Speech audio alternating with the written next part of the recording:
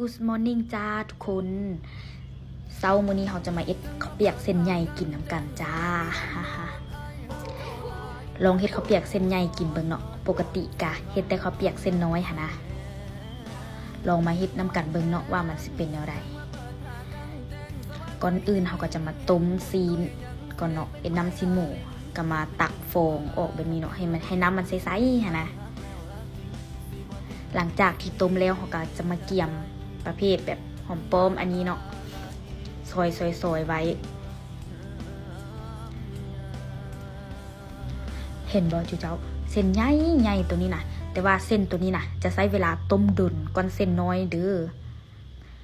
เฮาจะซื้อมาเป็นสำเร็จรูปแบบนี้เลยเด้อถุง1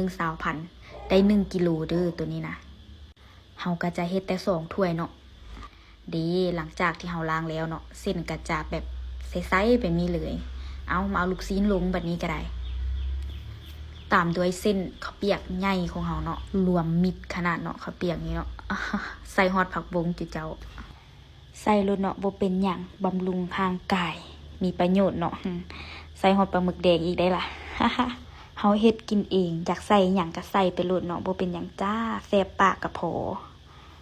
ต้มมาประมาณนึงกะแล้วล่ะเนาะมาตักใส่ถ้วยกินเลยจ้าอันนี้จะเป็นข้าวเช้าเด้อทุกคนเห็นบ่ตอนเน้นๆเนาะแต่ว่าลืมซื้ออันตอนเลือดมานำค่ะนะลืมว่าหอมหน้าก็เนาะจึงจะใส่จะเพิ่มความหอมด้วยเกี่ยวกระเทียมเด้อ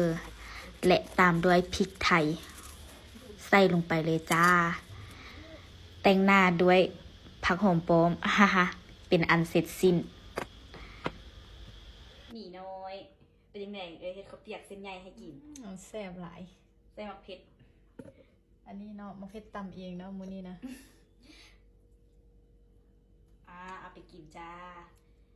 ตอนนี้ประมาณ6 โมงเช้าเนาะหิวข้าวแห้งเลยลุกมาตุ้มไปเป็นไดสาวหมีกินข้าวเปียกวะมันแล้ว